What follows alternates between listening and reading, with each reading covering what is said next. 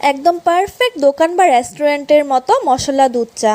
মাথা ব্যথা হোক বা শরীরের ক্লান্তিভাব সব কিছুই দূর করবে এই মশলা দুধ চা। কিন্তু এই দুধ চা বানানোর দিতে হবে, কখন দিতে হবে সবটাই আমি এই ভিডিওতে বলে দেব, বা তোমরা এই মশলাটাকে ঠিক কতক্ষণ ধরে সংরক্ষণ করে রাখতে পারবে। আর চা বানানোর সময় কোন টিপসগুলো মনে রাখলে চা কখনোই খারাপ হবে না, একদম পারফেক্ট দোকানের মতো হবে।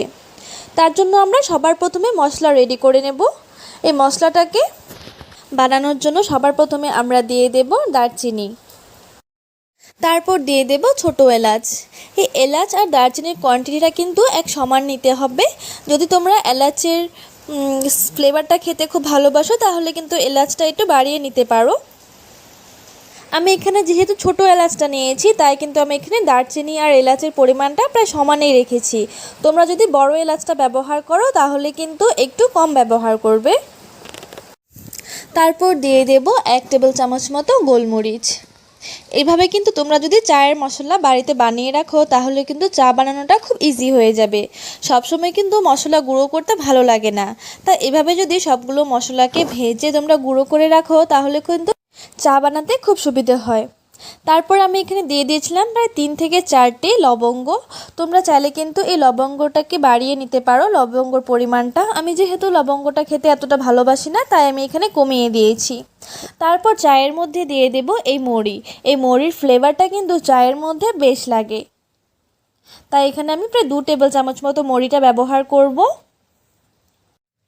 তারপর দিয়ে দেব শুকনো আদা। তোমাদের কাছে যদি শুকনো আদার পরিমাণটা বেশি থাকে তাহলে কিন্তু এখানে বাড়িয়ে দেবে। আমার কাছে যেহেতু শুকনো আদা বেশি ছিল না তাই আমি এখানে কম করেই দিয়েছি। পরে আমি যখন চা তৈরি করব তখন এমন কাঁচা আদা সেখানে ব্যবহার করব।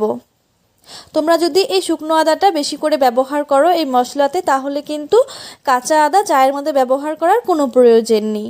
তারপর সবথেকে পছন্দের ফ্লেভার আমার তুলসী পাতা। এই তুলসী পাতা কিন্তু চায়ের মধ্যে দিলে বেশ লাগে খেতে। আর দিয়ে দেব এখানে কিছু মঞ্জুরি। এই মঞ্জুরির ফ্লেভারটা চায়ের মধ্যে তোমরা যদি দাও তাহলে কিন্তু অসাধারণ লাগবে চাটা খেতে। আর দেখো সবগুলো উপকরণই কিন্তু খুব উপকারী। অনেকে কিন্তু এই চায়ের মশলা বাজার থেকে খুব দাম দিয়ে কিনেও আনে, কিন্তু বাড়িতেই যদি বানানো যায় তাহলে কেনার কি প্রয়োজন বলো। তারপর এই সবগুলো উপকরণকে লো ফ্লেমে খুব ভালো করে ভেজে নিতে হবে। এই সময় কিন্তু গ্যাসের ফ্লেমটা অবশ্যই লো করে রাখবে। যদি তোমরা হাই করে রাখো তাহলে কিন্তু এই মশলাগুলো পুড়ে যাবে আর ফ্লেভারটা সম্পূর্ণই নষ্ট হয়ে যাবে।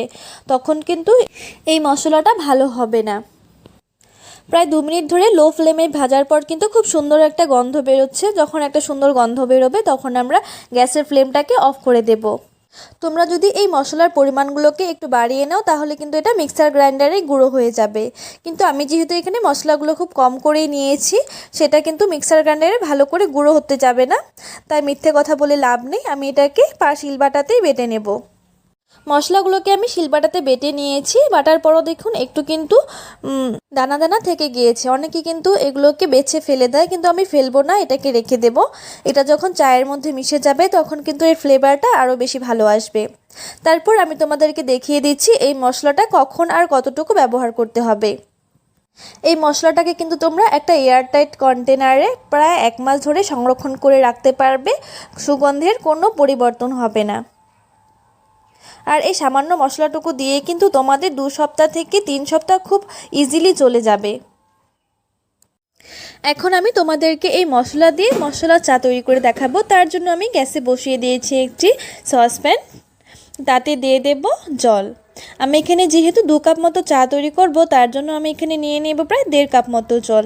এই চা বানানোর জন্য কিন্তু জল আর দুধের পরিমাণটা অনেক ম্যাটার করে। জলটাকে দিয়ে এই জলটাকে খুব ভালো করে ফুটতে দেব।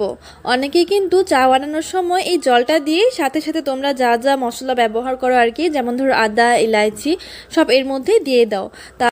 তার জন্য কিন্তু এই চায়ের ফ্লেভারটা এতটা ভালো আসে না। এই জলটাকে সবসময় খুব ভালো করে ফুটিয়ে নিতে হবে। এই জলটাকে খুব ভালো করে ফোটার পর তারপর যদি তোমরা আদা বা ইলাইচি ব্যবহার করো তখন কিন্তু এই আদার জায়গায় তিতকুটি ভাব থাকে, ওই কষ্টা একটা ভাব থেকে যায়, সেটা চায়ের মধ্যে আসবে না, একটা সুন্দর ফ্লেভার চলে আসবে তখন। তারপর দিয়ে দেব 2 টেবিল চামচ মতো চিনি। চিনির পরিমাণটা কিন্তু অবশ্যই তোমরা নিজেদের স্বাদ অনুযায়ী দেবে, যে যতটুকু মিষ্টি খেতে পছন্দ করে। আমি এখানে 2 কাপ চায়ের জন্য 2 চামচ চিনি দিয়েছি। মশলা চা যেহেতু একটু কড়া করে খেতে ভালো লাগে, তাই আমি এখানে দিয়ে দেবো প্রায় 2 টেবিল চামচ ভরে চাপাতি। এই চিনি আর চাপাতটা কিন্তু কখনোই ঠান্ডা জলে দেবে না, তাহলে কিন্তু চার কালার আর টেস্ট সম্পূর্ণই নষ্ট হয়ে যায়। সবসময় জলটা খুব ভালো করে ফোটার পরে কিন্তু এই চিনি আর চাপাতটা ব্যবহার করবে। আমি এই চিনি আর চাপাতটাকে খুব ভালো করে এবার হাই ফ্লেমে জাল করে নিব প্রায় 2 মিনিট মতো। প্রায় 2 থেকে 3 মিনিট খুব ভালো করে চিনি আর চাপাতটাকে জাল করার পর দিয়ে দেব দুধ। এখানে কিন্তু একটা কথা সবসময় মনে রাখবে, দুধটা যেন ঠান্ডা না হয়। সবসময় গরম দুধ ব্যবহার করতে হবে চায়ের মধ্যে।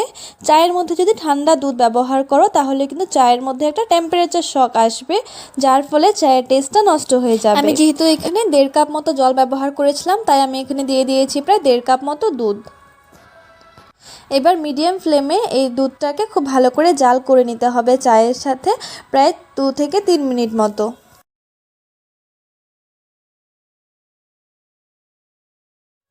তোমরা দেখতেই পাচ্ছ চায়ের কালারটা ঠিক কতটা পারফেক্ট এসেছে। দেখো চায়ের ঘনত্বটাও কিন্তু একদম পারফেক্ট হয়েছে।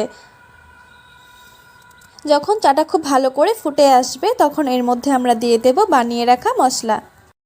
2 কাপ চায়ের জন্য এতটুকু মশলা কিন্তু একদম পারফেক্ট, হাফ চামচের থেকেও কম নিতে হবে। এর থেকে বেশি নিলে কিন্তু চাটা খেতে ভালো লাগবে না, একদম মশলা মশলা হয়ে যাবে। তারপর এই মশলাটাকে দিয়ে প্রায় 30 সেকেন্ড মতো আরও জাল করে নিতে হবে। মশলাটা 30 সেকেন্ড মতো জাল করে নিলেই কিন্তু একদম পরিবেশনের জন্য একদম রেডি হয়ে যাবে। তোমাদের যদি এই ভিডিওটি ভালো লেগে থাকে তাহলে অবশ্যই আমার চ্যানেলটিকে সাবস্ক্রাইব করে ভিডিওটিতে একটি লাইক করে দিও।